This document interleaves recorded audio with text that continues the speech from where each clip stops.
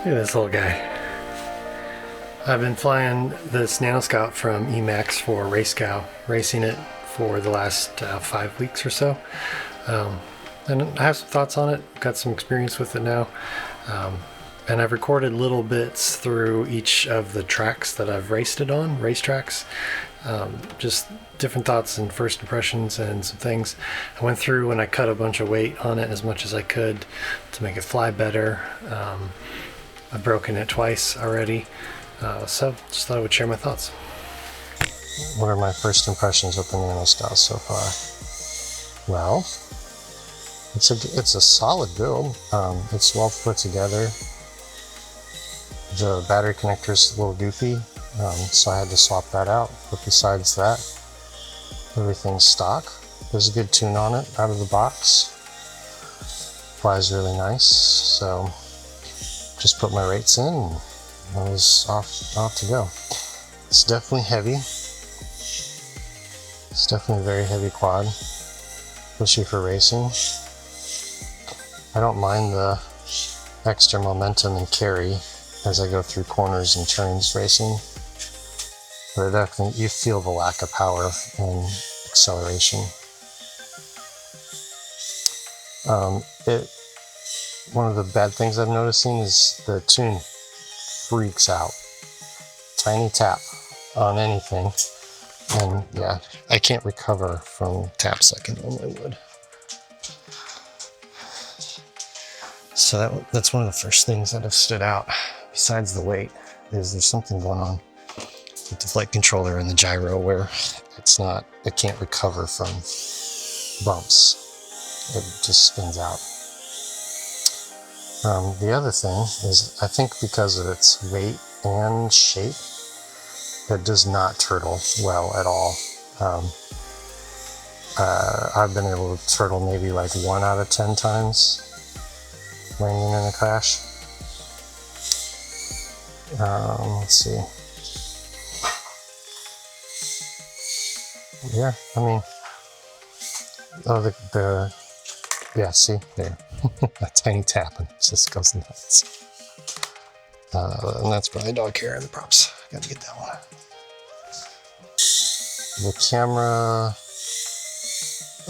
from a practical standpoint, it seems fine for racing, and I think the lower, it's clearly got less detail and resolution. Maybe that's better for latency, because I feel like I'm flying a little bit tighter with it. Like there's less latency. But it definitely is a pretty crappy looking camera, especially compared to the CO3 and the Fox Zero Pico Razor that I usually fly. This one 237, actually that's not bad. I'm not a fan of the camera on this, at least how it looks. Functionally it's fine, like the lens is wide enough and latency and whatnot is fine. It just looks gross. I thought this thing was supposed to be really durable, like the frame was supposed to be good, but I broke it right away. And it chipped really bad and broke. Alright, this is the 8th battery I've flown on the NanoScout, and I'm going to be pretty critical of it. It's a really heavy quad, which does make it kind of tough to recover and fix any mistakes, but that's fine. I can deal with some extra weight. The camera really sucks. I noticed that right off the bat. Just after 8 batteries, busted the frame. And I thought that was supposed to be one of its big selling points, was like a squishable frame. I'm struggling with it turtling. I can't get it to do turtle mode. It just doesn't have enough power. After most crashes, the motors won't always start up, so I gotta like turtle mode even if I'm right side up, get the motors to reset, and then turn them on again. So it's probably ESC startup power. Yeah, like see here, I don't have the motors not starting. But yeah, see, here's the busted frame. flight time too is, I get decent flight time, 2.5 minutes. I'm getting like 2 minutes and 45 seconds on the things. The props being these special Avon props are fine too. The frame's fine, like the canopy's cool. Oh, the antenna doesn't come secured, so it ends up in the camera view or in the props frequently. I need to secure that down. Yeah, so it's nothing that's like, it's not a terrible quad, but there's nothing exciting or new or really compelling about it. And I just went through, see what I could save with weight. Pulled all the motor plugs off, and just a little bit of excess wire, not a ton. And then I swapped this antenna for this antenna, and I trimmed off just, see a little bit on the white, the yellow one, just a hair of the camera wires. And all of this together, I feel like is actually worth it. 1.5 grams. Not too bad.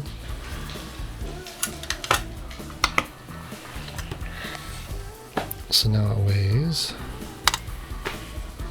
22.1. I think if I were to swap the VTX by itself, if you're curious, weighs 2 grams. So that would be another easy way to cut weight and get it closer to 20. I swapped off the stock props, the Avon ones, to see the jam spans were lighter, trying to get under 22, and it works.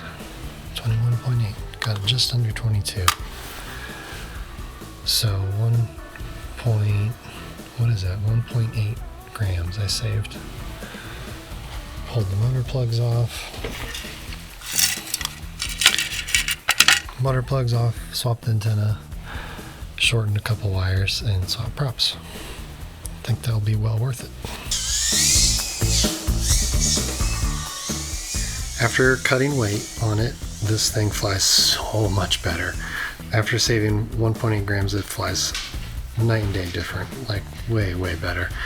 It fixed the problems I was having with turtling. Now I can turtle. The motors are starting up. They're all 4 are starting up after crash when I arm, so I think that must have been because the props it comes with are just a little heavy for the motors. I'm getting longer flight time too, closer to 3 minutes, a little bit over 3 minutes even in some places, and just the lighter weight is really making the tune shine. Like it feels better to fly. It's more fun.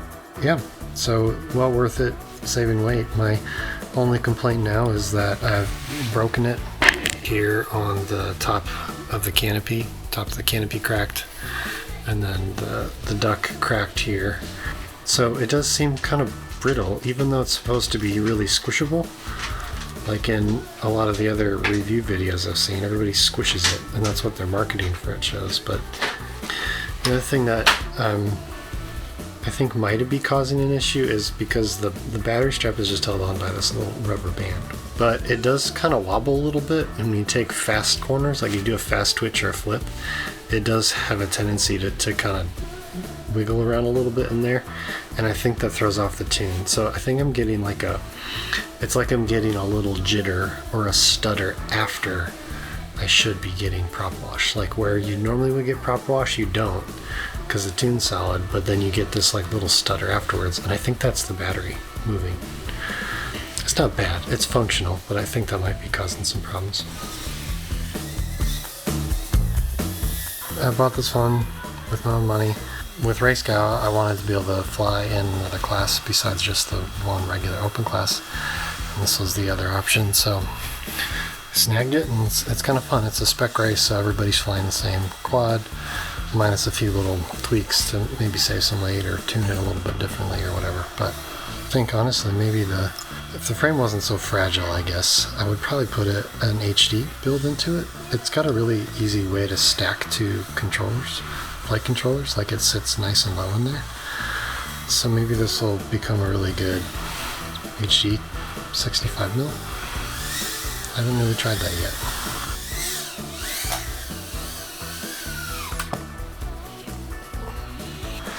That's the Emax NanoScout for you. It's not a bad little quad, especially after you cut some weight on it. fixes a lot of things once you cut some weight. Yeah.